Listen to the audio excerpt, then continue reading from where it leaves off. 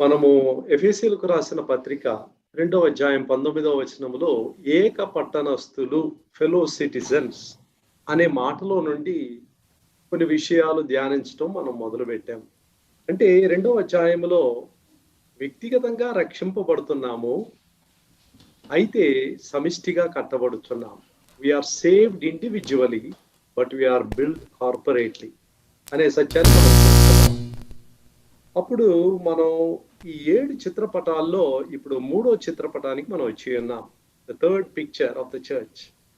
The church is compared to a Kingdom. ఒక రాజ్యమునకు దేవుడు సంఘాన్ని పోలుస్తున్నాడు. కాబట్టి ఈ విషయంలో మనం ఇంకా కొంత ఈ దినం నేర్చుకోవటానికి ప్రభు మనకు సహాయం చేయను గాక. ప్రేమ కలిగిన మా ప్రభువా, ఈ దినమును బట్టి వందనాలు స్తుతులు చెల్లిస్తూ ఉంటున్నాము.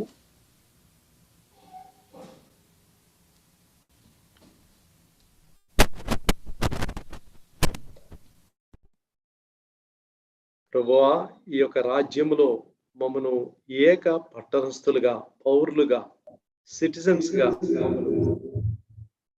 ఆహ్వానించినందుకు వందనాలు స్తుతులు చెల్లిస్తూ ఉంటున్నాం. ప్రభువా, మా యొక్క బాధ్యతలేంటో, మా కర్తవ్యము ఏమిటో గుర్తెరుగగలుగునట్లు సహాయం చేయండి. Help us to know our responsibility, our duty and our ministry as fellow citizens. ప్రేమైన ప్రభు అయిన యేసు క్రీస్తు పరిశుద్ధ నామములో వేడుకొనుచున్నాము తండ్రి, ఆమేన్. దేవుని రాజ్యము అనే అంశం బైబిల్లో ఎంత ప్రాముఖ్యమైనదని పోయిన వారం మనం చూసుకున్నాం. దేవుని రాజ్యాన్ని దేవుడి లోకంలో కోల్పోయినాడు. ఎందుకంటే ఆదాము హవ్వలు వారిని నమ్మి ఈ భూలోకాన్ని దేవుడు వారి చేతికిస్తే శత్రువుని యొక్క అబద్ధాన్ని వారు విశ్వసించి అతనికి లోబడి ఈ లోకాన్ని తన చేతికి అమ్మివేశారు. తమను తాము అమ్ముకున్నారు, ఈ లోకాన్ని కూడా అమ్ముకున్నారు. దీనివల్ల దేవునికి తన రాజ్యాన్ని పోగొట్టుకున్నాడు. ఒక రాజ్యం అన్నప్పుడు 3 వాస్తవాలు ఉండాలి. ఒకటి ప్రదేశము, టెరిటరీ.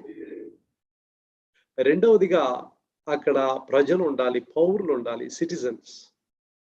మూడవదిగా రాజు, వారిని పరిపాలించే రాజు ఉండాలి. ఈ 3 వాస్తవాలు కూడా లేవు. మరి ఈ 3 వాస్తవాలు ఈ యొక్క దుష్టలోకములో, శత్రువు ఏలుబడి చేసే లోకములో, లోకాధిపతిగా ఉన్న సాతాను లోకములో ఈ రాజ్యాన్ని మరలా తాను న్యాయబద్ధంగా తీసుకురావటానికి ప్రభు ఒక ప్రణాళిక వేశాడు. ఆ ప్రణాళిక ఏంటంటే, God himself in incarnation became the first citizen. ప్రభు అయిన యేసుక్రీస్తు తానే దైవ కుమారుడై ఉండి, దైవత్వములో 2వ వ్యక్తిగా ఉండి ఈ లోకములో మొదటి పౌరుడిగా ఈ లోకానికి వచ్చాడు. అందుకని మనం లూకా సువార్తలో మీరు చూసినట్లయితే 11వ అధ్యాయము 20వ వచనంలో ఒక మాట ప్రభు అంటున్నాడు తన గురించి. లూకా సువార్త 11వ అధ్యాయము 20వ వచనము. అయితే దేవుని వ్రేలితో దయ్యములను వెళ్ళగొట్టుచున్న ఎడల నిశ్చయముగా దేవుని రాజ్యం మీ యొద్దకు వచ్చి ఉన్నది. The kingdom of God has already come into your midst. Why? The king has already come. ఈ మొదటి పౌరుడు వచ్చేసాడు. దెయ్యములను వెళ్ళగొడుతున్నాడు అనేది దానికి ఆనవాలు అంటున్నాడు. అటు తర్వాత మనం కొంత సమయం గడిచిన తర్వాత 17వ అధ్యాయానికి రండి. ఈ లూకా సువార్త 17వ అధ్యాయం 20-21 వచనాల్లో మనం ఇంకా కొంత ఈ దేవుని రాజ్యాన్ని గురించి చూస్తున్నాం.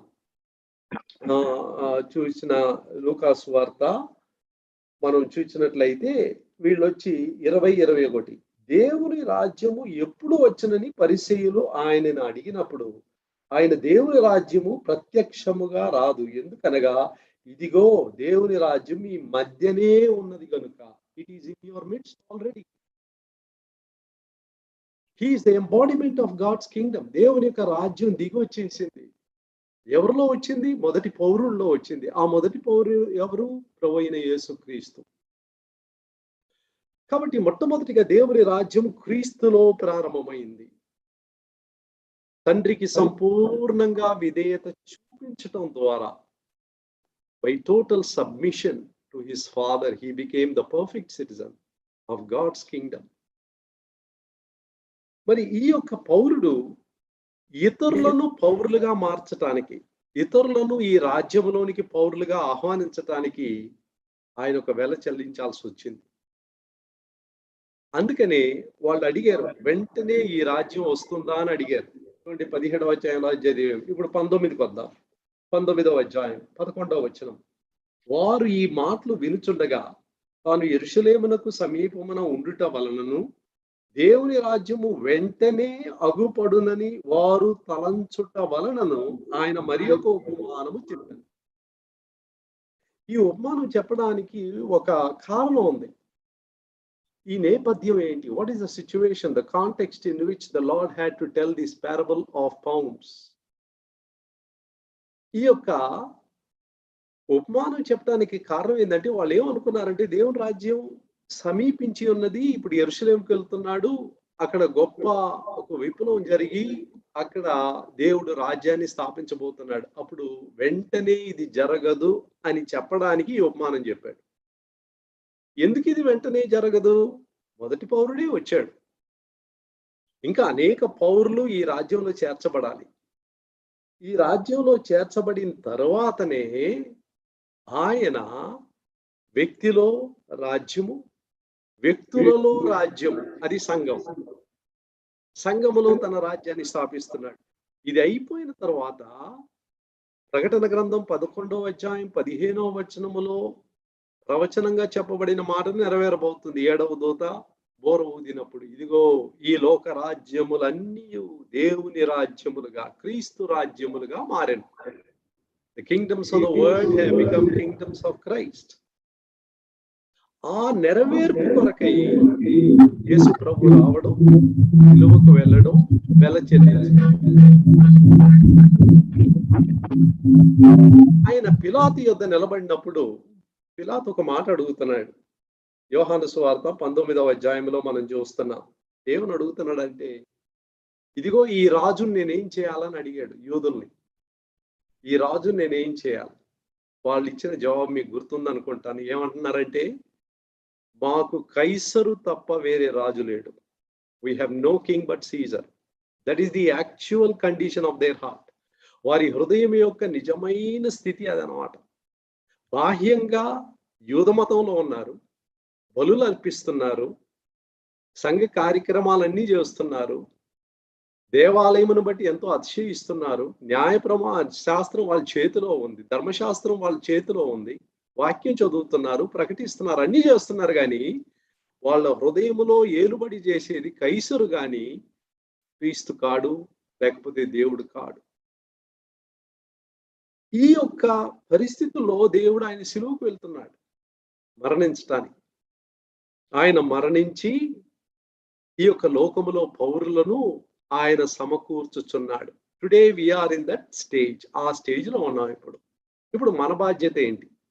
ఆ యొక్క రాజ్య పౌరుడుగా, ఆ యొక్క పట్టణస్థుడుగా నేనేం చేయాలి ఈ రాజ్యం రావడానికి? ఈ రాజ్యం యొక్క ప్రాముఖ్యత ఎంత గొప్పదంటే, మొదట ఆయన నీతిని, రాజ్యమును వెతకుడి అన్నాడు. In all your seeking let this be your priority. నీ జీవితంలో మొట్టమొదటిగా నువ్వు రాజ్యమును వెతికే వ్యక్తిగా ఉండాలి. ఈ రాజ్యం రావాలని ప్రార్థించే వ్యక్తిగా ఉండాలి. నీ రాజ్యం వచ్చునుగాక, నీ చిత్తము పరలోకమందు నెరవేర్చబడుతున్న ప్రకారం భూమి యందును నెరవేర్చబడును గాక. ఎందుకంటే రాజ్యము మీది. తర్వాత మనం చూస్తూ వచ్చే మత్తయి సువార్తలో 4:23లో, 9:35, 24:14లో ఈ రాజ్యం యొక్క సువార్త, it is the kingdoms gospel. మన చేతిలో దేవుడు ఇచ్చిన సువార్త రాజ్యం యొక్క సువార్త. ఇప్పుడు మనం ఈ ఉపమానంలోనికి వెళ్దామండి. ఈ ఉపమానంలో చాలా విషయాలు ఉన్నాయి, అందుకని నేను వేగంగా వెళ్ళడానికి ఇష్టపడలేదు. మనం చాలా జాగ్రత్తగా ఈ యొక్క ఉపమానాన్ని మనం చూడబోతున్నాం. ఎందుకంటే ఇది రాజ్యమును గూర్చిన ఒక ఉపమానం. 12వ వచనం. ఈ ఉపమానం ఎలాగ ప్రారంభం అవుతుందో చూడండి. రాజకుమారుడు ఒకడు రాజ్యము సంపాదించుకొని మరలా రావాలని దూరదేశమునకు ప్రయాణమై. ఈ రాజకుమారుడు ఎవరండి? ఈ దూరదేశానికి ఎందుకు వెళ్తున్నాడు? ఇక్కడ రాయబడి ఉంది. ఈ రాజకుమారుడు ఎవరు అని తెలుసుకోవటానికి మార్కు సువార్త 13వ అధ్యాయం 34వ వచనానికి వెళ్దాం. అక్కడ ఒక్క వచనములోనే ఒక చిన్న ఉపమానం ఉంది. చూడండి. ఒక మనుష్యుడు తన దాసులకు అధికారం ఇచ్చి ప్రతివానికి వాని పని నియమించి మెలకుగా నుండుమని ద్వారపాలకునికి ఆజ్ఞాపించి ఇల్లు విడిచి దేశాంతరం పోయినట్టే ఆ కాలము ఉండును అని ఇక్కడ మనం చూస్తున్నాము. కేజేవి వర్షన్లో ఏముందంటే ఒక్క మనుష్యుడు అని లేకుండా ద సన్ ఆఫ్ మ్యాన్, మనుష్య కుమారుడు అని ఉంటది. మనుష్య కుమారుడు అనేది యేసు ప్రభుకి ఇవ్వబడిన బిరుదుల్లో ఒకటి. It is the title given in Luke's gospel especially. ఆయన మనుష్య కుమారుడు. అప్పుడు దేశాంతరం పోయింది ఎవరు? రాజకుమారుడు. దేశాంతరం పోయింది ఎవరు? దూరదేశం పోయింది ఎవరు? ప్రభువైన యేసుక్రీస్తు అయిన ఈ యొక్క మనుష్య కుమారుడు. ఇది మొట్టమొదటి సత్యం. రెండవది, ఆయన ఎందుకు వెళ్ళాడంట దూరదేశానికి? ఒక రాజ్యాన్ని సంపాదించుకోవడానికి దూరదేశం వెళ్ళాడంట. It looks like a contradiction కదా. ఒక దేశాన్ని సంపాదించుకోవడానికి దూరదేశానికి ఎందుకు వెళ్తారు? ఒక దేశాన్ని సంపాదించుకోవాలంటే ఆ దేశంలోనే ఉండి పోరాడి యుద్ధం చేసి ఆ దేశాన్ని వాళ్ళు స్వాధీనపరుచుకుంటారు. దూరదేశానికి వెళ్ళరు. ఇక్కడ ఏదో ఒక సత్యం దాగి ఉంది. ఈయన దూరదేశం వెళ్ళడానికి కారణం ఏంటి? ఈయన సిలువలో మరణించి తన రక్తాన్ని తన చేతుల్లో తీసుకొని తండ్రి సన్నిధికి వెళ్ళాడంట. తండ్రి సన్నిధికి వెళ్ళి అక్కడ తండ్రి సన్నిధిలో ఆ రక్తాన్ని సమర్పిస్తున్నాడు. ఎందుకంటే కారణం ఏంటి? ఈ రక్తాన్ని ఆయన దేవుని కుడి పార్శ్వమందు దేవుని యొక్క సన్నిధిలో తన తండ్రి సన్నిధికి వెళ్ళడానికి కారణం ఏంటి? హెబ్రీయులకు రాసిన పత్రిక 9వ అధ్యాయము 12వ వచనములో ఈ యొక్క విషయాన్ని మనం చదువుతున్నాం. హెబ్రీయులకు రాసిన పత్రిక 9వ అధ్యాయం, హీబ్రూస్ చాప్టర్ 9 అండ్ వర్స్ 12. 12వ వచనములో ఈ విధంగా నేను చదువుతానండి. 9:12 చూడండి. మేకల యొక్కయు కోడేల యొక్కయు రక్తముతో కాకుండా తన స్వరక్తముతో ఒక్కసారి పరిశుద్ధ స్థలములో ఆయన ప్రవేశించెను. ఆయన ఒక్కసారే ప్రవేశించాడు. ఎందుకు ఆయన ప్రవేశించాడు? 15వ వచనంలో ఏముందంటే క్రొత్త నిబంధనకు మధ్యవర్తి అయి ఆయన ఉన్నాడు. ఆయన మధ్యవర్తిగా ఆయన ఆ స్థలానికి ప్రవేశించాడు. ప్రవేశించి ఆయన ఏం సంపాదించాడంట? 24. అందువల్ల నిజమైన పరిశుద్ధ స్థలమును పోలి హస్తకృత్యమైన పరిశుద్ధ స్థలములలో క్రీస్తు ప్రవేశింపలేదు, కానీ ఇప్పుడు మన కొరకు దేవుని సమయమందు కనబడుటకు పరలోకమందు ప్రవేశించెను. ఎవరి కొరకు ప్రవేశించాడంట? ఆయన మన కొరకు అనే మాట చూస్తున్నాం. ఈ యొక్క మన కొరకు అనే యొక్క మాట ఎందుకని, మనలో ఏం చేయాలని ఆయన వెళ్తున్నాడు? చూడండి, అక్కడ మన కొరకై ఆయన నిత్య రక్షణను మన కొరకు సంపాదించుటకై, మన కొరకు నిత్య రక్షణను సంపాదించిన వాడై ఆయన దేవుని సన్నిధికి వెళ్ళాడని మనం చూస్తున్నాం. కాబట్టి రక్తాన్ని ఆయన తీసుకుని వెళ్ళడానికి కారణం ఏంటంటే, father, your demand for justice has been fully satisfied. మీరు నీతి కొరకై మీరు ఎదురు చూచుచున్న న్యాయబద్ధమైన ఆ యొక్క నీతిని నేను దేవుని దృష్టిలో నేను నెరవేర్చాను. ఎవరి పట్ల? ఎవరి పక్షమున? ఈ లోకములో ఉండే మనుషుల పక్షమున. On behalf of sinners I have met the demands of your justice. ఆ రక్తాన్ని ఎప్పుడైతే అక్కడ చెల్లించాడో ఈస్ లీగలీ లెజిటిమేట్లీ జస్టిఫైడ్. ఇప్పుడు ఆయన మరలా ఈ లోకానికి వచ్చి తాను పునరుద్ధానుడయ్యాడనే సత్యాన్ని చెప్పడమే మాత్రమే కాకుండా దేవుని సన్నిధిలో అంగీకారం పొందిన వ్యక్తిగా ఇప్పుడు పౌరులను పోగు చేయడం మొదలుపెట్టాడు. So the Kingdom began when he went to the father. తండ్రి వద్దకు వెళ్ళి రక్తాన్ని ఆయన మోసుకొని వెళ్ళి దేవుని దృష్టిలో దేవుని నీతిని ఆయన సంతృప్తిపరిచి ఆయన ఎదురు చూస్తున్న ఆ యొక్క నీతిని ఆయన నెరవేర్చి ఈ లోకానికి వచ్చాడు. కాబట్టి ఆయన తిరిగి వచ్చాడు. తిరిగి వచ్చి ఇప్పుడు ఆయన అనేకులను మహిమలోనికి చేర్చగలిగిన ఒక హక్కు ఆయనకుంది. హెబ్రీయులకు రాసిన పత్రిక 2వ అధ్యాయం. 2వ అధ్యాయంలో మనం చూసినట్లయితే 9-10 వచనాల్లో ఈ మాట మనం చూస్తున్నాం. ఏం చూస్తున్నాము? దేవుని కృప వలన ఆయన ప్రతి మనుషుని కొరకు మరణం అనుభవించినట్లు దూతల కంటే కొంచెము తక్కువ వాడుగా చేయబడిన యేసు మరణము పొందినందున మహిమా ప్రభావములతో కిరీటము ధరించిన వానిగా ఆయన చూస్తున్నాము. ఎవని నిమిత్తము సమస్తమును ఉన్నవో, ఎవని వలన సమస్తమును కలుగుతున్నావో, ఇప్పుడు చూడండి, ఆయన అనేకులైన కుమారులను మహిమకు తెచ్చుతుండగా, అనేకులైన కుమారులను మహిమకు తేవటానికి, to bring many sons to glory. Sons అనేది జనరిక్ టర్మ్ అండి. జనరిక్ టర్మ్ అంటే అది సహోదరులను కూడా దానితో కలుపుకొని మనం చూడాలి. ఈ చిల్డ్రన్, ఈ లోకములో ప్రతి వ్యక్తిని, మనుష్యుణ్ణి మహిమలోనికి చేర్చడానికి ఆయన ప్రతి మనుషుని కొరకు మరణాన్ని ఆయన రుచి చూచాడు. రోమీయులకు రాసిన పత్రిక 8వ అధ్యాయంలో ఇదే సత్యాన్ని పౌలు వివరిస్తూ ఈ విధంగా చెప్తున్నాడు. 8వ అధ్యాయము 29వ వచనం చూడండి. 8:29. ఎందుకనగా తన కుమారుడు అనేక సహోదరులలో జ్యేష్ఠుడగినట్లు, చూడండి, అనేక సహోదరులలో జ్యేష్ఠుడగినట్టు, be the first born among many brother.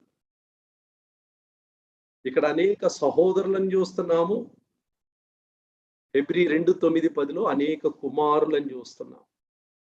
ఈ కుమారత్వము మనకివ్వడానికి, మనకు సహోదరత్వం ఇవ్వడానికి, తనతో జత చేసుకోవటానికి ఆయన సిలువకు వెళ్ళవలసి వచ్చింది. సిలువకి వెళ్ళి, తండ్రి సన్నిధికి వెళ్ళి, ఆయన ఒక రాజ్యమును సంపాదించుకొని వెళ్ళడానికి నేను వెళ్తున్నానని వెళ్ళిపోయాడు. సో తండ్రి సముఖములో ఇప్పుడు మన కొరకు ఉన్నాడు. మన కొరకు అక్కడ విజ్ఞాపన చేస్తున్నాడు. దేవుని సన్నిధిలో ఉన్నాడు.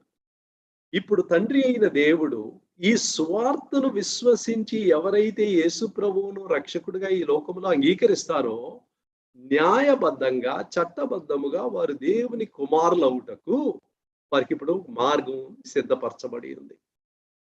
The way is legally prepared, legitimately prepared, fulfilling demands of justice. Every sinner could become the son of God, could become the brother of Jesus Christ. చూసారా ఎంత గొప్ప క్రయాన్ని దేవుడు ఆయన చెల్లించి ఆయన వెళ్ళాడు. ఈ 12వ వచనంలో ఇంకొక సత్యాన్ని కూడా చూస్తున్నాం. లూకాసు వార్త 19వ అధ్యాయం. లూకాసు వార్త 19వ అధ్యాయం 12వ వచనంలో ఈ మాట మనం చూస్తున్నాం. ఏం చూస్తున్నామంటే, మనుష్య కుమారుడు దూరదేశానికి వెళ్ళి ఆయన ఏం చేశాడంట, ఒక రాజ్యంను సంపాదించుకొని మరలా రావాలని, return again, even to return, తిరిగి రావటానికి. ప్రభు యొక్క రాకడ, ఆయన వెళ్ళిపోయిన తర్వాత వచ్చే రాకడ 3 విధాలుగా బైబిల్లో చూస్తున్నాం. There are 3 returns of our Lord. The first return, యోహాను సువార్త 20వ అధ్యాయం. యోహాను సువార్త 20వ అధ్యాయం 16వ వచనం చూడండి. 20:16. యేసు ఆమెను చూచి, ఇక్కడ మరియా ఏడుస్తుందన్నమాట. సమాధి బయట నిలబడి ఎవరో నా ప్రభువుని తీసుకొని వెళ్ళారని. తర్వాత ఆమెకు ప్రభు తను తాను ప్రత్యక్షపరుచుకుంటున్నాడు. ప్రత్యక్షపరుచుకొని అప్పుడు ఒక మాట, ఆ మరియతో ప్రభు ఒక మాట అంటున్నాడు. 20:16లో ఏమంటున్నాడో చూడండి. ఆమె తోటమాలే అనుకున్నది. అయ్యా, నీవును ఆయనను మోసుకొని పోయిన ఎడల 15, ఆయనను ఎక్కడ ఉంచితివో నాతో చెప్పుము, నేను కూడా ఆయన ఎత్తుకొని పోవాలని ఆమె చెప్పింది. యేసు ఆమెను చూచి మరియా అని పిలిచాను. ఆమె ఆయన వైపు తిరిగి ఆయనను హెబ్రీ భాషతో రబ్బానీ అని పిలిచాను. ఆ మాటకు బోధకుడని అర్థం. వెంటనే గుర్తుపెట్టారు, ఒకరినొకరు గుర్తుపెట్టారు. ఇప్పుడు 17 చూడండి. యేసు ఆమెతో, నేను ఇంకను తండ్రి యొద్దకు ఎక్కిపోలేదు కనుక నన్ను ముట్టుకొనవద్దు. అయితే నా సహోదరుల ఎదుకు వెళ్ళి, నా తండ్రియు మీ తండ్రియు, నా దేవుడును మీ దేవుడునైన వాని యొద్దకు ఎక్కిపోవచ్చున్నానని వారితో చెప్పుమనెను. గో టెల్ దెమ్, నా తండ్రి, నా దేవా అని చెప్పగలిగే భాగ్యం మనకు ఉండాలంటే ఆయన తండ్రి దగ్గరికి వెళ్ళాలి. అందుకని నన్ను ముట్టుకోవద్దన్నాడు. నేను వెళ్ళి మరలా వస్తాను. తండ్రి నన్ను అంగీకరించాడు. నేను మీ కొరకై కార్చిన రక్తాన్ని అంగీకరించాడు, నా మరణాన్ని అంగీకరించాడని తండ్రి వద్ద నేను వెళ్ళి తిరిగి రావడం ద్వారా నేను రుజువు చేస్తాను. Till then you wait, you don't touch me. వెళ్ళాడు, తిరిగి వచ్చాడు. తిరిగి వచ్చి వాళ్ళ మధ్యలో 40 రోజులు ఉన్నాడు. సువార్తలో ఆ సత్యం మనం చదువుతున్నాం. So that was the first return. ఈ వెంట్ టు ద ఫాదర్. తండ్రి వద్దకు వెళ్ళాడు, తండ్రిని కలుసుకున్నాడు, రక్తాన్ని చూపించాడు, తిరిగి వచ్చాడు. తిరిగి వచ్చిన కారణాన్ని బట్టి ఈరోజు మీరు నేను ఈ యొక్క సర్వశక్తిమంతుడైన దేవుణ్ణి నా తండ్రి, నా ప్రభువా, నా దేవా అని పిలిచే హక్కు మనకు దొరికింది. Otherwise who are we? మనం ఎవరండి? ఇంత పరిశుద్ధమైన దేవుణ్ణి, పవిత్రమైన దేవుణ్ణి నా తండ్రి, నా ప్రభు అని పిలిచే ఆ యొక్క హక్కు మనకెవరికీ లేదు. ప్రభువైన యేసుక్రీస్తు తాను చెల్లించిన రక్తాన్ని బట్టి ఆ యొక్క కృపను మనకిచ్చాడు. రెండవ రిటర్న్ 40 రోజులు అయింది. బెతానియాలో నుంచి పైకి వెళ్ళిపోయాడు. అపోస్తల కార్యం 1వ అధ్యాయంలో చదువుతున్నాం. అప్పుడు దూతలు ఏమన్నారంటే, మీరు ఈ యేసును చూశారు కదా పైకి వెళ్ళడం, ఇదే యేసు మరలా తిరిగి వస్తాడు. Is going to come the second time. ఈ రెండవ రాకడ ఉంది కదా, ఆ రెండవ రాకడలో 2 స్టేజెస్ ఉన్నాయి. ఆ 2 స్టేజ్ల్లో మొదటి స్టేజ్ ఏంటి? దాన్ని మనం నిజంగా చెప్పాలంటే రెండవ రాకడ, మూడవ రాకడ అని చెప్పాలి. రెండవ రాకడ మధ్యాకాశం వరకు వస్తాడు ఆయన. ఇది ఎక్కడ చూస్తున్నాము? 1 తెస్సలోనికీయులకు రాసిన పత్రిక 4వ అధ్యాయం, 1 Thessalonians chapter 4. ఇందులో చూడండి 16, ఆర్భాటముతోను ప్రధాన దూత శబ్దముతోను దేవుని బోరతోను పరలోకము నుండి ప్రభువు దిగి వచ్చును, క్రీస్తునందుండి మృతులైన వారు మొదట లేతురు. The Lord himself shall descend. English లో చాలా ఫోర్స్ఫుల్ గా ఉంది. ద లార్డ్ హిమ్సెల్ఫ్, ప్రభువు తానే దిగి వచ్చును. ఎక్కడి దాకా దిగి వస్తాడు? భూమి దాకా వస్తాడా? లేదు. 17వ వచనం, ఆ మీదట సజీవులమై నిలిచి ఉండు మనము వారితో కూడా ఏకముగా ప్రభువును ఎదుర్కొనుటకు ఆకాశ మండలమునకు మేఘముల మీద కొనిపోబడుదుము. కొనిపోబడుదుము. We will be caught up అని రాయబడింది. We will be caught up. Caught up అనే పదము ఇక్కడ హెబ్రీ భాషలో హెర్పాజో అనే పదములో నుంచి తర్జుమా చేయబడింది. కొనిపోబడుట, ఆ పదమునకు హెర్పాజో అని. ఈ హెర్పాజో అనే పదమును లాటిన్ భాషలో రాపియో అంటారు. ఈ రాపియో అనే పదములో నుంచి ర్యాప్చర్ అనే పదం వచ్చింది. ఈ ర్యాప్చర్ అనే పదానికి అర్థం ఏంటంటే కొనిపోబడటము. ఆయన రాబోతున్నాడు, మధ్యాకాశంలో వస్తాడు. ఆయన తన బిడ్డలను కొనిపోవడానికి రాబోతున్నాడు. అప్పుడు కనురెప్ప పాటులో 1 కొరింథీ 15వ అధ్యాయంలో ఆ సత్యం చదువుతున్నాం. కనురెప్ప పాటిలో మనం ఈ లోకము నుంచి అదృశ్యమైపోతాం. అందుకని ఎల్లప్పుడు కూడా సిద్ధపడి మనం ఉండాలి. ప్రభు ఎప్పుడు వస్తాడో, ఈ రాత్రి వస్తాడో, రేపు వస్తాడో, ప్రభువా నా మనస్సాక్షి, నా హృదయాన్ని పవిత్రంగా కాపాడుకోవటానికి సహాయం చేయండి. ఎందుకంటే పరిశుద్ధత లేకుండా ఎవరు కూడా ప్రభువును చూడరని ఉంది. అందరితో సమాధానంగా ఉండమని మీ వాక్యంలో ఉంది. కాబట్టి ప్రభువా నీ రాకడ కొరకు నేను సిద్ధపడినట్లు నాకు సహాయం చేయము. ఇక్కడ మనం చూసినట్లయితే ఇక్కడ ఆయన మధ్యాకాశంలో రాబోతున్నాడు. కాటప్, రాపియో, కొనిపోబడుదురు. ఇది ఎలాగుంటది? 5వ అధ్యాయంలో 2వ వచనంలో ఉంది. దొంగ ఎలాగ వచ్చునో అలాగే ప్రభు దినం వచ్చునని మీకు బాగుగా తెలియను. పౌలు మాత్రం కాదు, పేతురు, ప్రభువైన యేసుక్రీస్తు తానే స్వయంగా ఒక దొంగ వలె వస్తానని చెప్పాడు. ప్రకటన గ్రంథంలో ఉంది. అంటే అర్థం ఏంటి? దొంగ వలె వస్తానని ఒక దొంగతో ఎందుకు ప్రభు తను తాను పోల్చుకోవాలి? దానికి కనీసం 2-3 కారణాలు ఉన్నాయి. మొట్టమొదటిగా అకస్మాత్తుగా దొంగ వస్తాడు. His coming will always be sudden and అన్అనౌన్స్డ్.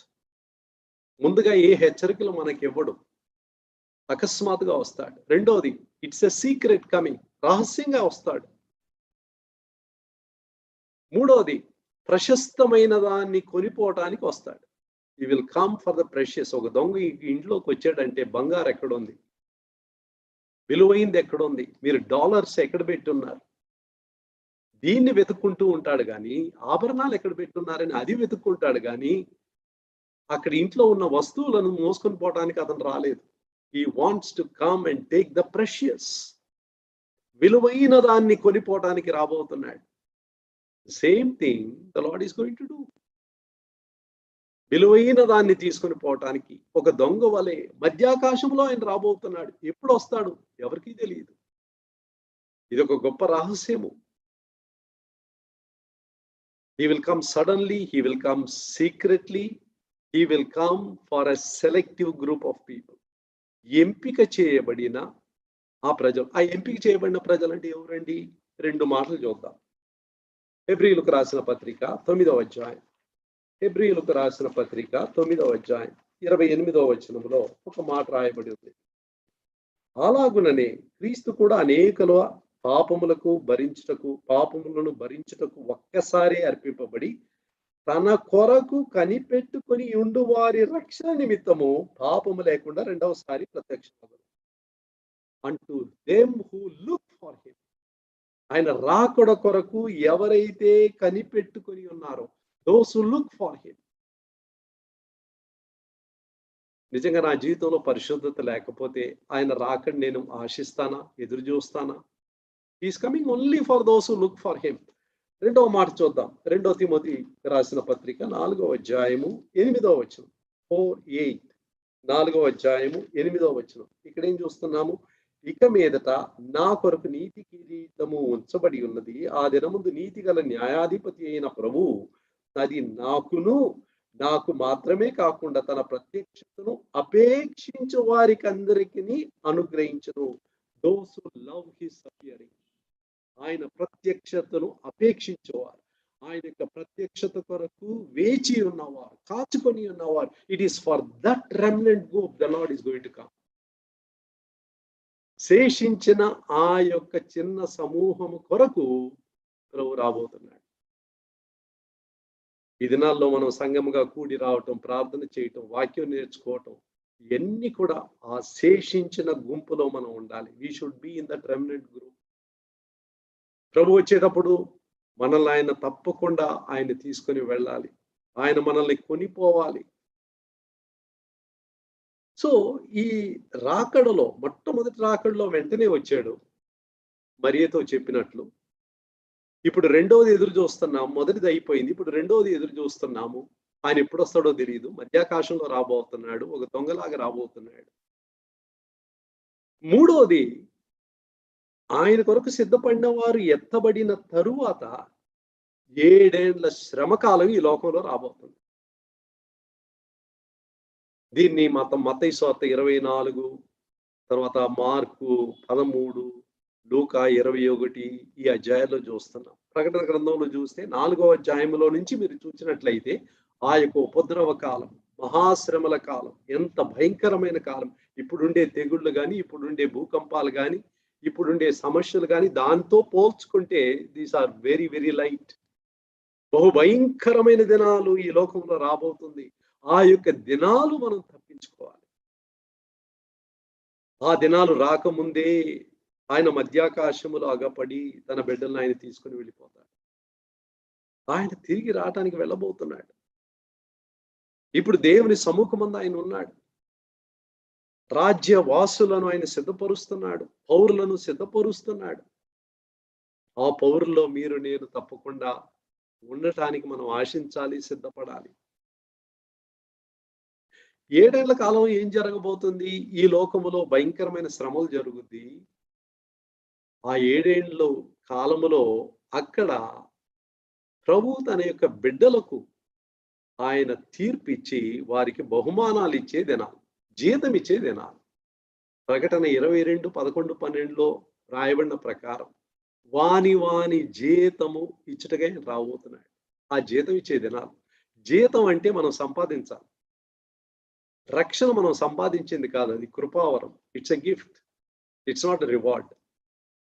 ఆ క్రయం అయితే ఆయన చెల్లించాడు, ఉచితంగా రక్షణ ఇచ్చాడు. అయితే జీతం అనేది కష్టపడి పనిచేసి దాన్ని మనం అర్హించాలి. You should merit that salary. కాబట్టి ఈ లోకంలో ప్రభు కొరకు ప్రయాసపడి మనం చేసేదంతా కూడా ఆయన లెక్కలో పెట్టుకుంటున్నాడు. హెబ్రీ 6:10లో మనం చూస్తున్నాం, పరిశుద్ధులకు మీరే చేసే ఉపచారమును మరుచుటకు ఆయన అన్యాయస్తుడు కాదు. ఆయన పేరు ఒక గిన్నెడు చన్నీళ్ళు ఇచ్చిన ఆయన మర్చిపోవడం. That kind of a God we serve. He is the best pay master. Corporate world లో పనిచేసే వాళ్ళకి తెలుసండి, అనేక సార్లు మన చేత పని చేయించుకుంటారు, కానీ when credit comes they give to somebody else. How many people are heart broken? ఎంతో కష్టపడి పనిచేశాను ఈ కంపెనీ కొరకు, ఈ ప్రాజెక్ట్ లో, ఆఖరిలో ఫైనల్ స్టేజ్ వచ్చినప్పుడు ఈ knocked of all the credit. ఎంతో దుఃఖపడి మనం బాధపడుతూ ఉంటాం.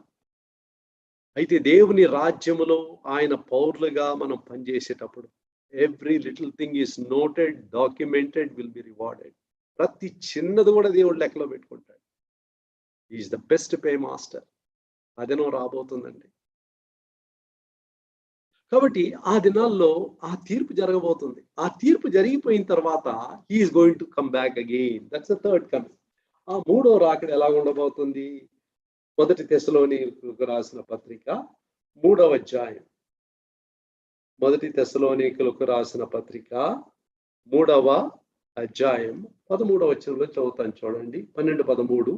మరియు మన ప్రభు అయిన యేసు తన పరిశుద్ధులందరితో వచ్చినప్పుడు he will come with the saints. First stage లో తండ్రి యొద్దకు వెళ్ళాడు, ఒంటరిగా వచ్చాడు. ఎందుకంటే ఆయన బలి అర్పణ తండ్రి చేత అంగీకరింపబడినది అని ఆ శుభవార్తను చెప్పుకోవడానికి వచ్చాడు. వచ్చి 40 రోజులు ఇక్కడ ఉండి దేవుని రాజ్యాన్ని గురించి చాలా విషయాలు మాట్లాడి మళ్ళీ ఆయన వెళ్ళిపోయాడు. రెండోసారి ఆయన రాబోతున్నాడు. ఆ రెండోసారి రాబోయేటప్పుడు ఏం చేయబోతున్నాడు? పరిశుద్ధుల కొరకు రాబోతున్నాడు. Is going to come for the saints. తన కొరకు ఎదురు చూచేవారు, తను ప్రేమించేవారు, తన ప్రత్యక్షతను ప్రేమించేవారు, అపేక్షించేవారు, వారి కొరకు.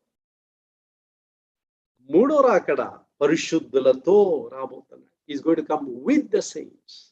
దాన్ని రెవల్యూషన్ ఆఫ్ జీసస్ క్రైస్ట్ అంటారు.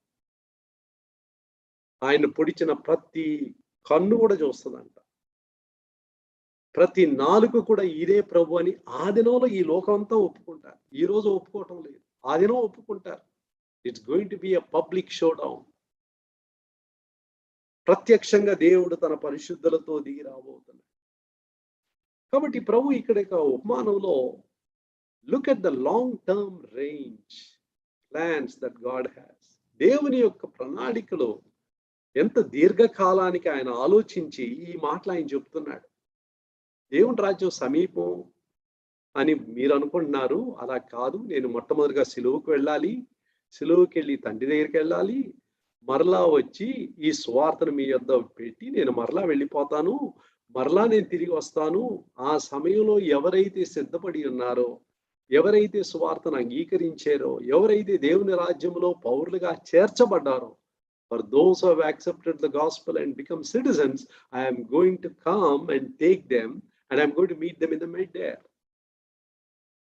ఎలాగైతే ఇస్సాకు తన వధువును ఎక్కడ కలుసుకున్నాడని దేవుని వాక్యంలో ఉంది, రెబకాని పొలంలో కలుసుకున్నాడంట. తన ఇంట్లో కలుసుకోలేదు, వీళ్ళ ఇంట్లో కూడా కలుసుకోలేదు, మధ్యలో కలుసుకున్నాడు. అదే విధంగా సంఘం అనే వధువును ఆయన మధ్యాకాశములో కలుసుకోబోతున్నాడు. మన యొక్క తపన, మన యొక్క భారము, మన యొక్క సిద్ధపాటు అంతా కూడా ప్రభువా, I should not miss that day. ఆ దినాన్ని నేను పోగొట్టుకోకూడదు. నాలో ఉన్న సమస్త పాపాన్ని తీసివేయండి, సమస్త వేషధారను తీసివేయండి. ఎందుకంటే పరిశుద్ధత లేకుండా ఎవరు కూడా మిమ్మల్ని చూడరు. అందరితో సమాధానంగా నేను ఉండాలి. హెబ్రీ 12:14లో దీన్ని చదువుతున్నాం. కాబట్టి ప్రియమైన వాళ్ళారా, ఈ యొక్క దినాలు, ఈ దుర్దినాల్లో మనం ఎంతో జాగ్రత్తగా మనం ఉండాలి. ఈ లోకంలో జరిగే విషయాలన్నీ కూడా ఆయన ఎంత సమీపంగా ఉన్నాడో, ఆయన రాకడి ఎంత సమీపంగా ఉందో ఆఫ్ఘనిస్తాన్లో జరిగే విషయాలు కానీ, చైనాలో జరిగే విషయాలు కానీ, ఇంటర్నేషనల్ జియో పాలిటిక్స్, చుట్టూ ఉండే దేశాల్లో జరిగే మార్పులు, తెగుళ్ళు, భూకంపాలు, కరువులు ఇవన్నీ చూస్తూ ఉంటే, వరదలు చూస్తూ ఉంటే, the Lord's coming is very near, very near, very near. This only message. సంఘము ఎత్తబడాలి. ఆ సంఘం అంటే ఎవరండి? కనబడే సంఘంలో ఉండేవారు అందరూ కాదు. మొదటి కొరింథీ 2:14-15, మొదటి కొరింథీ 3:1 చూస్తున్నాం. 3 రకాలైన ప్రజలు అందులో ఉన్నారు. ప్రకృతి సంబంధులు ఉన్నారు, ఆత్మీయులు ఉన్నారు, శరీరానుసారులు ఉన్నారు. The Lord is coming for his own. ఒక దొంగకు ప్రభువైన యేసుక్రీస్తుకున్న ఒకే ఒక తేడా ఏంటంటే, దొంగ తనది కాని దాన్ని తీసుకొని వెళ్ళడానికి వెళ్తాడు. He comes to take that which is not his own. అయితే ప్రభువైన యేసుక్రీస్తు తనకు చెందిన వారిని మాత్రమే తీసుకొని వెళ్తాడు. ఎవరి జీవితంలో అయితే ఆయన యజమానుడుగా ఉన్నారు, ఎవరి జీవితాలు తనకు అంకితం చేయబడిందో వారిని మాత్రమే ఆయన తీసుకొని వెళ్తాడు. Do I really belong to him? ఆ ప్రభుకు నేను చెందిన వాడుగా ఉంటున్నానా అనే విషయాన్ని మనం చూడాలి. ఇప్పుడు ఈ 3 విషయాలు మనం చూసాం. ఇప్పుడు 2వ వచనానికి వెళ్దాం. 2వ వచనం అంటే 13వ వచనానికి వెళ్దాం.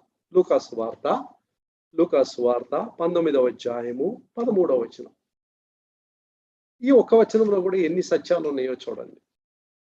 19 and verse 13 ప్లీజ్. ఈ 13వ వచనంలో ఏం చూస్తున్నామంటే, తన దాసులను 10 మందిని పిలిచి వారికి 10 మీనాలనిచ్చి నేను వచ్చు వరకు వ్యాపారం చేయడని వారితో చెప్పాను. ఇక్కడ చూడండి, తన దాసులు అంటున్నాడు. మొదటి 10 వచనాల్లో లూకాసు వార్తలో పాపిగా జీవించిన జక్కయ్యను తన కుమారుడుగా చేసుకున్నాడు. లూకాసు వార్త 19వ అధ్యాయం 9వ వచనం మీరు చూసినట్లయితే, ఇతడును అబ్రహాము కుమారుడే, ఎందుకనగా నేడు ఈ ఇంటికి రక్షణ వచ్చి ఉన్నది. The first call is the call to sonship and the second call is the call to servanthood. ఈ క్రమాన్ని మీరు మర్చిపోకూడదండి. దేవుని కొరకై పనిచేసే వాళ్ళు మొట్టమొదటిగా ఆయన కుమారులుగా ఉండాలి, ఆయన కుమార్తెలుగా ఉండాలి. తన కుటుంబానికి బయట ఉన్న వారిని ఆయన వాడుకోడు. వారు లోపల జొచ్చుకొని పనిచేయచ్చు, ప్రభు కొరకు చాలా విషయాలు చేయొచ్చు, కానీ ఇట్ ఈస్ నాట్ యాక్సెప్టబుల్. అది అంగీకార యోగ్యమైనది కాదు. అందుకని నువ్వు రక్షింపబడ్డావా, మారు మనసు పొందేవా, ప్రభు యొక్క బిడ్డవా, లేకపోతే పరిచర్యలో నీకు భాగం లేదు అని చెప్పడంలో ఇదే కారణం అన్నమాట. వారిని అభ్యంతరపరచాలని కాదు. So many people like to involve themselves in the Lord's work. ప్రభు పనిలో మేము కూడా సహాయం చేస్తామండి, మా ధనం చేత మా సమయాన్ని మా తలాంతులు ఇస్తాము. No no no. First thing is, do you belong to the Lord? నువ్వు ప్రభువుకు చెందిన వాడవా? The first call is to salvation. రక్షణ కొరకైన పిలుపు. ఆ రక్షణ కొరకైన పిలుపుకు ఎవరైతే స్పందిస్తారో they become his sons and daughters. తన కుమారులుగా కుమార్తెలుగా అయిపోతారు. ఆ కుమారులుగా కుమార్తెలుగా అయిన వారిని మాత్రమే తన పరిచర్య కొరకు ఆయన వాడుకుంటాడు. ఈ విషయంలో మనం చాలా జాగ్రత్తగా ఉండాలండి. మత్తయి సువార్త 21వ అధ్యాయంలో చిన్న ఉపమానం చూస్తున్నాం. మత్తయి సువార్త 21వ అధ్యాయము 28 నుంచి నేను చదువుతాను, చూడండి. ఈ చిన్న ఉపమానం ఇది, 28 నుంచి. మీకేమి తోచుచున్నది? ఒక మనుషునికి 2 కుమారులు ఉండిరి. అతడు మొదటి వాని వద్దకు వచ్చి, కుమారుడా, నేడు పోయి ద్రాక్ష తోటలో పని చేయమని చెప్పగా. See, the father is telling the son here. తన కుమారునితో చెప్తున్నాడు, నువ్వు వెళ్ళి నా ద్రాక్ష తోటలో పని చేయమని చెప్పగా వాడు పోను అని ఉత్తరం ఇచ్చాను. చాలా రూడ్గా చెప్పాడు, నేను వెళ్ళను అన్నాడు. కానీ పిమ్మట మనసు మార్చుకొని పోయాను. ఈ రిపెంటెడ్.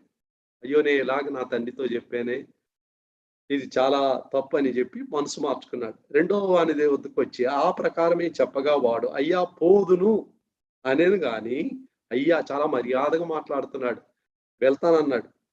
అయితే పోలేదు. ఈ ఇద్దరిలో ఎవడు తండ్రి ఇష్ట ప్రకారం చేసిన వాడని వారిని అడిగాను. మొదటి వాడే అని వారు జవాబు చెప్పారు. ఈ ఉపమానం ఎందుకు ప్రభు చెప్పాడు? First thing to emphasize that only sons are given the privilege to work in the vineyard. ద్రాక్ష తోటలో పనిచేసే ఆధిక్యత తన కుమారులకు మాత్రమే ఉంది అనే విషయాన్ని చూపించడానికి. రెండోది, తన కుమారుడైన కారణాన్ని బట్టి నువ్వు ఇంట్లో ఉండు, దాసులు వెళ్ళి అన్ని పనులు చేసుకొని వస్తారు, యు ఎంజాయ్ లైఫ్ అని ప్రభు ఎప్పుడు ఏ కుమారుడితో చెప్పడు. There are no pampered sons in the family of God. కొన్నిసార్లు ఇళ్లలో ఏం చేస్తారంటే ధనవంతులు వాళ్ళ బిడ్డల్ని చాలా ముద్దుగా పెట్టుకుంటారు. ఏ బాధ్యత అప్పగించరు, ఏ పనులు చేయించరు, ఏం చేయరు. దాసులే అన్నీ చేస్తూ ఉంటారు. వీళ్ళు ఈ లేజీ లైఫ్‌కి అలవాటు పడిపోతారు. అయితే తండ్రి గృహంలో హి ఎక్స్‌పెక్ట్స్ ఎవ్రీవన్ టు వర్క్. ప్రతి వానికి వాని పని ఇస్తాడు ప్రభు. ఆ పని మనం చేయాలి. ద్రాక్షారాల తోటలో పనిచేసే బాధ్యత మనకుంది. ఈ తప్పిపోయిన కుమారుని యొక్క వృత్తాంతంలో, ఆ యొక్క ఉపమానంలో కూడా ఆ జ్యేష్ఠ కుమారుని మనం ఎప్పుడు చూస్తున్నాము? పొలంలో ఉన్నాడంట. అంటే ఆ ఇంట్లో చాలా మంది దాసులు ఉన్నారు. So many servants are there. But still he was in the field working for the father. No pampered sons. పని చేయకుండా, చేయనీయకుండా ఇంట్లో మాత్రం ఉంచుకొని సుఖాలు అనుభవించే కుమారులు ఎవరు కూడా నిజంగా ఈ రాజ్యంలో, ఈ తండ్రి కుటుంబంలో లేరు. మనం అందరం పని చేయాలి. అందరూ వారి వారి బాధ్యత మనం నిర్వహించాలి. అందుకని ఒక సంఘం అన్నప్పుడు there are no doers and spectators. అనేక సార్లు మనం అనుకుంటాము, బ్రదర్ అన్ని చేస్తున్నాడు, లేకపోతే ఇద్దరు ముగ్గురు చేస్తున్నారు, వాళ్ళు వాక్యం చెప్తున్నారు, బాధ్యతలంతా వాళ్ళే తీసుకున్నారు.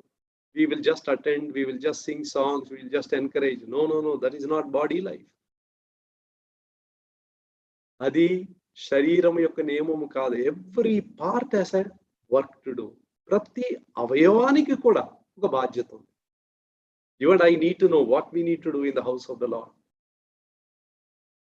కాబట్టి ఇక్కడ ఆయన బాధ్యత అప్పగిస్తున్నాడు. ఎవరికి అప్పగిస్తున్నాడు? సొంత కుమారులకు. ఒకసారి లోతు తనకున్నది సొదొమ గొమొర్రాలో ఒక సమస్య వచ్చి ఆ 5గురు రాజులకు, శత్రులుగా వచ్చిన 4 రాజులకు గొప్ప యుద్ధం వచ్చి ఈ లోతుకున్నదంతా దోచుకొని వెళ్ళిపోయారు. అప్పుడు అబ్రహాముకి తెలిసి అబ్రహాం ఏం చేశాడో చూడండి. అబ్రహాము ఆదికాండం 14వ అధ్యాయం, జెనసిస్ 14:14, 14:14. అబ్రహాము తన తమ్ముడు చెరపెట్టబడినని విని తన ఇంట పుట్టి అలవర్చబడిన 318 వెంటబెట్టుకొని దాను మట్టుకు ఆ రాజులను తరిమెను. 380 సర్వెంట్స్. ఎంత గొప్ప హౌస్ హోల్డర్ చూడండి అబ్రహామునకు. 318 దాసులు తన ఇంట్లో పుట్టారంట. బయట పుట్టిన వాళ్ళు కాదు, తన ఇంట్లో పుట్టిన వాళ్ళు. పుట్టిన వాళ్ళని అలవర్చుకున్నాడు. He trained them to be servants, దాసులుగా ఉండటానికి. యుద్ధం చేయటానికి దేవుడు మనల్ని సిద్ధపరుస్తున్నాడు. యుద్ధం చేయటానికి సిద్ధపరచడం మాత్రమే కాదు, తన పని చేయటానికి దాసులుగా సిద్ధపరుస్తున్నాడు. ఎవరిని? తన ఇంటిలో పుట్టిన వారిని. Those are born in his house. కాబట్టి ఈ యొక్క సత్యాన్ని మనం మర్చిపోకూడదు. Unless I belong to him I cannot serve him. నేను ఆయనకి చెందిన వాడను కాకపోయినట్లయితే ఆయన నేను సేవించలేను. ఆయన యొక్క సేవను నేను చేయాలని ఆయన ఎదురు చూడటం లేదు. అపోస్తల కార్యములు 27వ అధ్యాయములో ఆ ఓడ చాలా భయంకరమైన పరిస్థితులు గుండా వెళ్ళినప్పుడు ఆ తుఫాను వలన అక్కడుండే ఆ యొక్క ఓడలో ప్రయాణం చేసే వారిని ధైర్యపరచడానికి చాలా విషయాలు పౌలు మాట్లాడాడు. అయితే ఒక చిన్న మాట మాత్రం మీ యొక్క గమనానికి తీసుకుని రావాలని నేను ఆశపడుతున్నాను. 23వ వచనం చూడండి. A beautiful expression is there. 27, 23. Acts 27:23. నేను ఎవని వాడనో ఎవనిని సేవించుచున్నాను. Whose I am and whom I serve.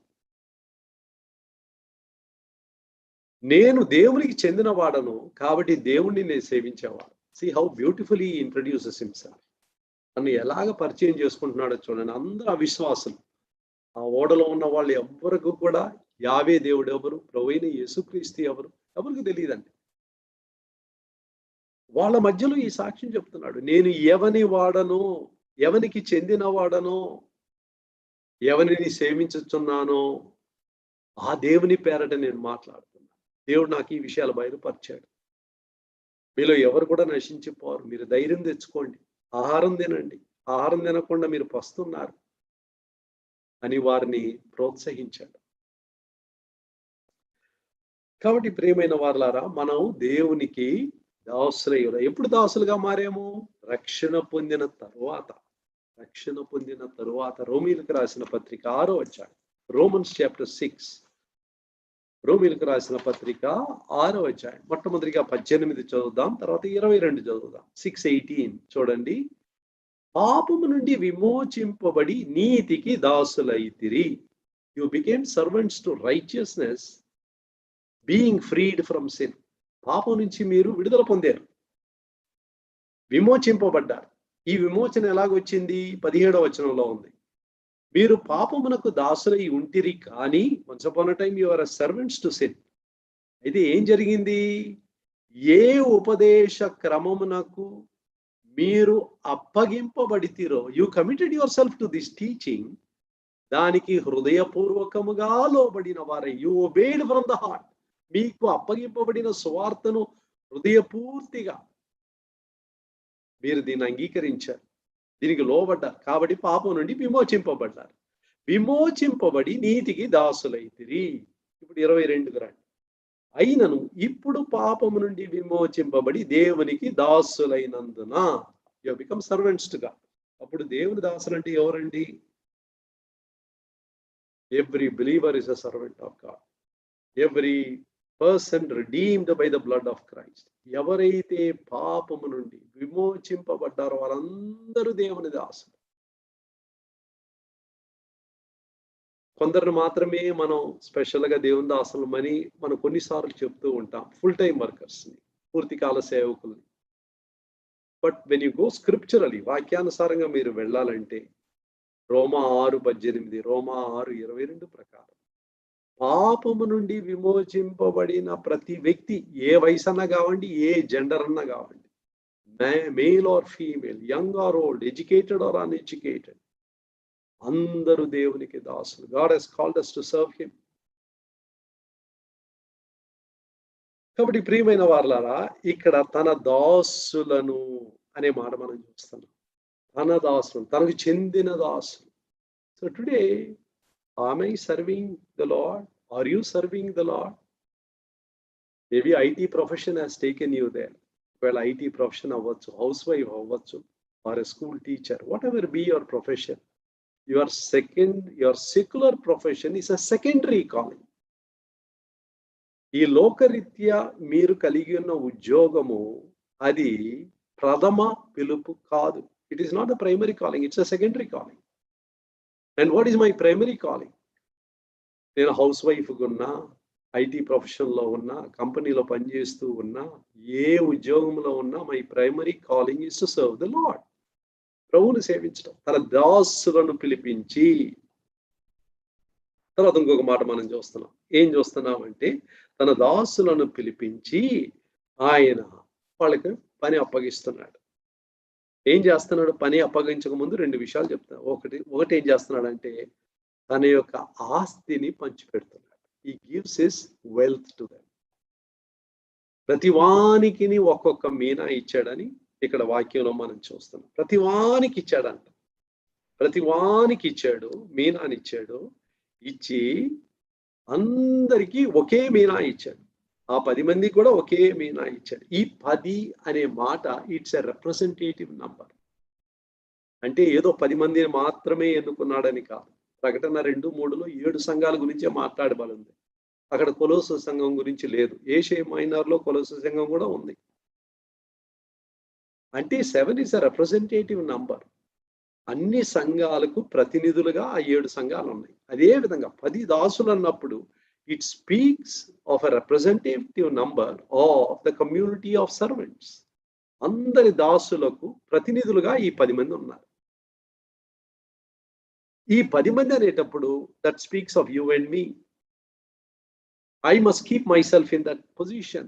Lord is giving his wealth to me. తన యొక్క ధనమును, తన ఆస్తిని పంచిపెడుతున్నాడు. It's not my wealth. ఆ ఆస్తిని నాలో పెట్టుబడి పెడుతున్నాడు. He is investing, depositing his wealth in me. ఒక చిన్న విషయాన్ని ఈ సమయంలో మనం గుర్తించాలి. ఏం గుర్తించాలంటే, ఇదే రకమైన ఉపమానం మత్తయి సువార్త 25లో ఉంది. అక్కడ తలాంతుల ఉపమానం చూస్తున్నాం. ఆ తలాంతుల ఉపమానంలో ఒకరికి 5 తలాంతులు, ఒకరికి 2 తలాంతులు, ఒకరికి 1 తలాంతు ఇచ్చాడు. అయితే ఈ ఉపమానంలో చూసినట్లయితే అందరికీ ఒకే విధంగా ఇస్తున్నాడు. What is the basic difference? ఈ 2 ఉపమానాల్లో కూడా ఒక విషయం మాత్రం కామన్ ట్రూత్, సామాన్య సత్యం. అది ఏంటంటే every servant is called to serve the Lord. రక్షణ పొందిన ప్రతి విశ్వాసి ప్రభువును సేవించడానికి పిలువబడ్డవారు. There is no uncalled, unemployed person in the body of Christ. క్రీస్తు శరీరములో పిలువబడని ఒక అంగము, ఒక సభ్యుడు అని లేదు. Everyone is called. But what is the difference in Matthew 25 and Luke 19? మత్తయి 25లో స్కిల్స్ లో దెర్ ఇస్ డిఫరెన్స్. ఆయన ఇచ్చే తలాంతులు అంటే స్తోమతలు, అంటే మనకిచ్చే బాధ్యతను బట్టి ఆయన మనకు స్కిల్స్ ఇస్తూ ఉంటాడు. మీరు ఐటీ ఇండస్ట్రీలో ఉంటే కొన్ని కోర్సెస్, కొన్ని లాంగ్వేజెస్ మీరు చదువుకొని వచ్చారు. ఒకవేళ కాలేజీలో మీరు ప్రొఫెసర్గా ఉంటే ఆ సబ్జెక్ట్లో మీరు చాలా ఉత్తీర్ణము పొంది ఆ సబ్జెక్ట్ను, it may not be a computer field, మీరు అది చేస్తున్నారు. Depends upon the kind of work that you have. మీకు ఇవ్వబడిన ఉద్యోగమును బట్టి మీ స్తోమతలు మారుతూ ఉంటాయి. So on the basis of skills we are all different. మనకు ఒకే విధమైన స్తోమతలు దేవుడు మనకి ఇవ్వలేదు. There are differences in gifts. 1 కొరింథీ 12వ అధ్యాయంలో చదివినట్లయితే, రోమా 12లో చదివినట్లయితే, ఎఫెసీ 4లో చదివినట్లయితే, 1 పేతురు 4వ అధ్యాయం చదివినట్లయితే, ఈ అధ్యాయాల్లో we are all different in the way we have received the skills from the Lord. ప్రభు అందరికీ ఒకే రీతిగా స్తోమతలు ఇవ్వడండి. మీకుండే గిఫ్ట్ నాకుండదు, నాకుండే గిఫ్ట్ మీకుండదు. మనందరం కూడా దాంట్లో డిఫరెన్సెస్ ఉంటాయి, తప్పకుండా ఉంటుంది. Don't be worried about it. ఎందుకంటే ఇచ్చేవాని యొక్క సార్వభౌమ జ్ఞానమును బట్టి ఆయన ఇస్తున్నాడు. It is is according to his sovereign will. I cannot question it. Why you didn't give me this, why you gave that to him.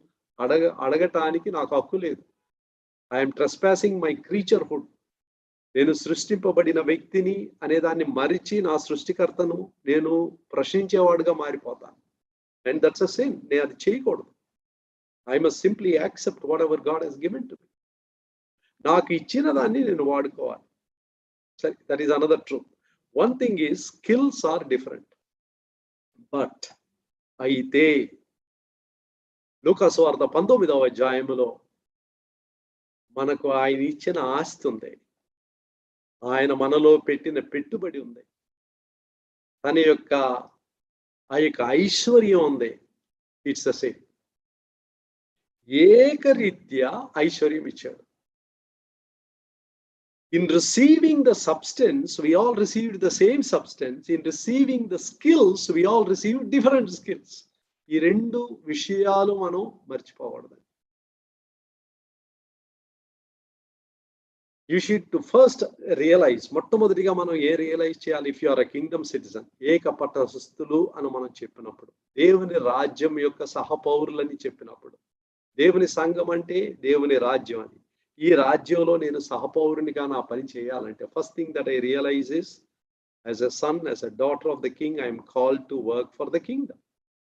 రక్షణ పొందిన వ్యక్తిగా ఆయన రాజ్యం కట్టడానికి నన్ను దేవుడు పిలిచి ఉన్నాడు. That's first thing that I need to realise. Second thing, God has given me different skills. I need not compete with anybody. ఎవరితో పోటీ పడవలసిన అవసరం లేదు. దేవుడు నాకు ఇచ్చిన స్తోమతలు, ఈ స్తోమతల గురించే ఒక రోజు ఆయన లెక్క అడగబోతున్నాడు. నాకు ఇవ్వని దానిని గురించి ఆయన లెక్క అడగడు. He will not ask an account of that which he has not chosen to give me. So in that sense, ఆ యొక్క దృక్పథంలో చూసినట్లయితే, regarding the fact of our calling we are all alike. ఆయన పిలిచిన వాస్తవాన్ని బట్టి మనం అందరం సమానులే. అయితే according to the field of our calling we are not alike. ఏ పొలములో పనిచేయాలనేది అది ఒకే రీత్యా ఉండదు. నన్ను ఏ స్థలానికి పంపిస్తే ఆ స్థలంలో పనిచేయాలి. నా పరిధి ఆయన నాకు చూపిస్తాడు. This is your boundary. You stay here and work. నాకు ఇచ్చిన ఆస్తి ఏంటి? What is the wealth that God has given me? Next week God will I am going to share with you 12-fold wealth that God has given to every believer. ప్రతి విశ్వాసికి దేవుడిచ్చిన 12 రకాలైన ఆస్తి మీతో పంచుకొనబోతున్నా. The Lord has been so good to all of us. మనల్ని ఎంత ప్రేమించాడంటే స్వరక్తం ఇచ్చి మనల్ని కొనుక్కున్నాడు. తండ్రి ఎద్దుకు వెళ్ళాడు, తిరిగి వచ్చాడు. నా తండ్రి ఇది అంగీకరించాడని చెప్పడానికి వచ్చాడు. నీతిమంతులుగా చేయడానికి వచ్చాడు. తన రాజ్య పౌరులుగా చేయడానికి వచ్చాడు. తన రాజ్యమును కట్టగలిగే సేవకులుగా ఉండటానికి మనల్ని అందరినీ ఆయన పిలిచాడు. మనకు తలాంతులు ఇచ్చాడు, స్తోమతలు ఇచ్చాడు, తన మీనాన్ని ఇచ్చాడు, తన ఆస్తిని ఇచ్చాడు. నేను వచ్చే వరకు వ్యాపారం చేయమని చెప్పి ఆయన దూరదేశం పోయి ఉన్నాడు. ఒక దినం రాబోతున్నాడు. మధ్యాకాశంలో ఎప్పుడు వస్తాడో దొంగవలే వస్తాడు. ఆనాటి కొరకు, ఆ దినం కొరకు మనం సిద్ధపడాలి. సిద్ధపడటానికే బల్ల యొద్దకు వస్తున్నాం. ప్రభువా, గత వారంలో ఈ విషయంలో నేను తప్పిపోయి నన్ను క్షమించయ్యా. అనరాని ఈ మాట నేను అన్నాను, నన్ను క్షమించయ్యా. ఈ విషయంలో మీరు నన్ను ఒప్పిస్తున్నారు, ఆ పాపాన్ని ఒప్పుకోవటానికి నేను వచ్చాను, నన్ను అడగండి అయ్యా. మన ఉదయాన్ని పవిత్రపరచుకుందాం. యోగ్యంగా దేవుని బలలో పాలు పంపులు పొందుదాం. ఆయన మనకిచ్చిన బాధ్యతను పూర్ణ హృదయముతో సంతోషంగా మన ముందున్న మిగిలిన కాలం, rest of our time, 1 Peter 4:2, ఆయన మహిమ కొరకు, ఆయన చిత్తం కొరకు జీవిద్దాం. ప్రేమ కలిగిన మా ప్రభువా, కృప కలిగిన మా తండ్రి, ఈ సమయంలో రాజ్య పౌరులుగా మమ్మను మీరు పిలిచారు. మీ ప్రేమను బట్టి వందనాలు. మాకిచ్చిన స్తోమతలు, మాకిచ్చిన ఆహ్వానము, మాకిచ్చిన పిలుపు, వీటిని బట్టి వందనాలు స్తుతులు చెల్లిస్తూ ఉంటున్నాం. ప్రభువా, మీ చిత్తాన్ని ఎలా చేయాలో, మా బాధ్యతలు ఎలాగ నెరవేర్చాలో మాకు సహాయం చేయండి. మీరు త్వరలో రాబోతున్నారు, మా దగ్గర లెక్క అడగబోతున్నారు. నాయన, రాజ్యం కొరకు మేమేం చేసాము, ఇది మా ప్రథమ పిలుపు. ఆ దినములో సిగ్గుతో కాకుండా సంతోషంగా మా లెక్క మేము చెప్పగలుగునట్లు సహాయం చేయమని యేసు ప్రభు నామములో వేడుకొనుచున్నాము తండ్రి. ఆమేన్.